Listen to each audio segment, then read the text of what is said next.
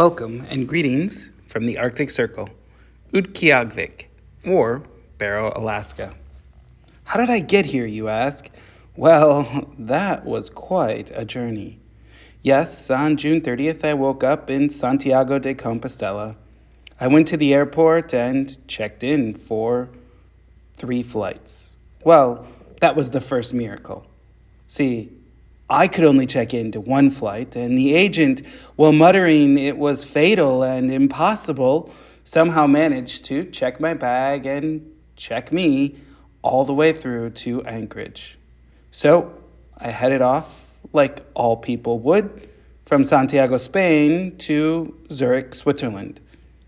Zurich was a short connection and got on board a flight to San Francisco, California. Said I got on board because, well, we sat on the ground for 90 minutes before we finally were cleared for takeoff, some air show in the area. But thankfully, with the miracle of global travel, we made it in 12 hours, and I had 1 whole hour to go through immigration, claim my bag in customs, recheck, and go back into screening and get to my gate. Thank you, TSA PreCheck and Global Entry. I made it. Got on board the final flight of June 30th and headed north to Anchorage. But Anchorage was just a short stop because Anchorage is not in the Arctic Circle. Anchorage is quite a bit south, in fact, about 750 miles, but who's counting as the crow flies? In the morning, when I awoke in Anchorage, now July 1st, I was ready to take on the beauty of Alaska, bears and moose. But that was short-lived. I got on board my plane and landed in Utqiagvik, Barrow. Barrow. Yes, the top of the world. Barrow. You can't go any further north than stay in the United States. Home to ice and snow. Ice.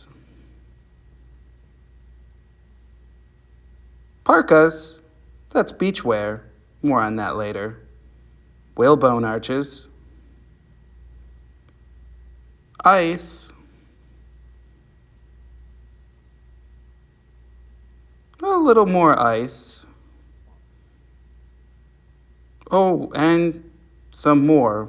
But wow, gorgeous, beautiful, undescribable. Ice. Tundra. And lichen. That's not grass. Lichen. Polar bears. Whew. Saved by the glass from that stuffed bear. He looks mean, but when I went out looking for him, all he'd give me was his autograph. Whales and whale blubber, important to the local diet and to the sustenance way of life of the Inupiat people. Whale bones, and, well, food too, but you pay for it. It's all good food. I will admit every meal I had in Barrow was delicious, but not cheap, that's for sure. There was caribou.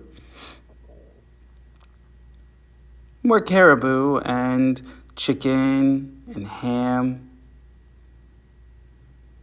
Some creations with bacon at home. Salads, thanks to the grocery store. Certainly don't want to buy your vitamin C here, or avocados for that matter. It's the top of the world. What else is there to do? But, well, celebrate Christmas, I guess, in a strange way. Actually, we celebrated the 4th of July.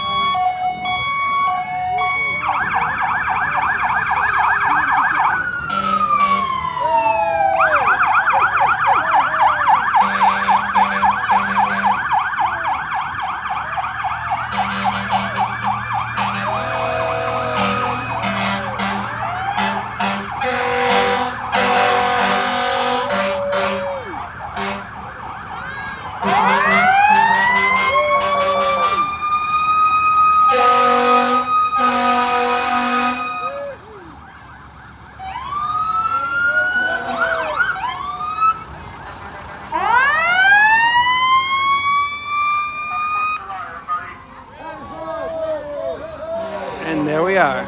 Parade started at about 12:40 and took about 7 minutes. And so it was off to the beach. Well, I'm not sure you'd call that beach wear, but there were boat races and other games to enjoy under the beautiful Arctic sun.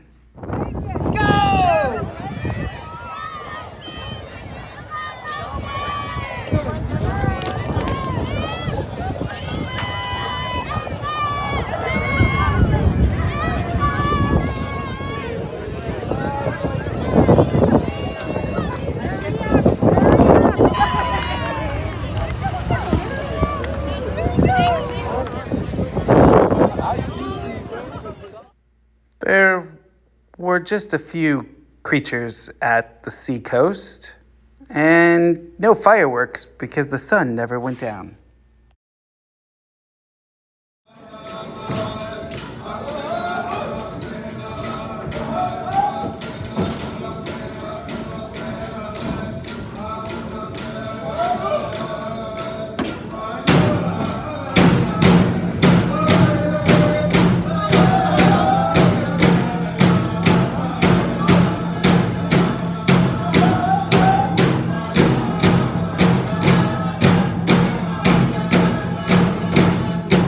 The dance was a good supplement for fireworks.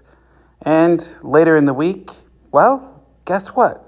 They too have a football team. Here, the Whalers, they're proud of their team. They even have bonfires at the beach. But St. Patrick, that's what drew me here. The beautiful church and her people.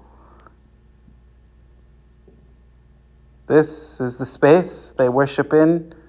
And this is where I lived. I tried to clean up a bit. Not bad for the top of the world.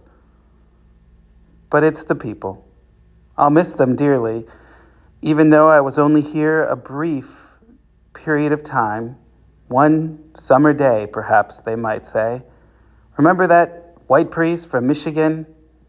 So why come to Barrow? Well, you can't go any further north and still be in the United States. And, hey, there is something to say about that. There's a good deal on furs, natural furs, which will keep you warm in the winter. A good deal, I told you. $25. There's delicious food and free ice. But why come to Barrow? Yes, there is natural beauty. Beauty that persists even in what we might call March in Michigan. Yes, March. The temperature always seemed to be a bit like March. Beauty indeed in nature. Beauty all around in the magnificent colors and contrasts. Even beauty in the handmade boats of animal skin. But it's the people. That's why you come to the top of the world.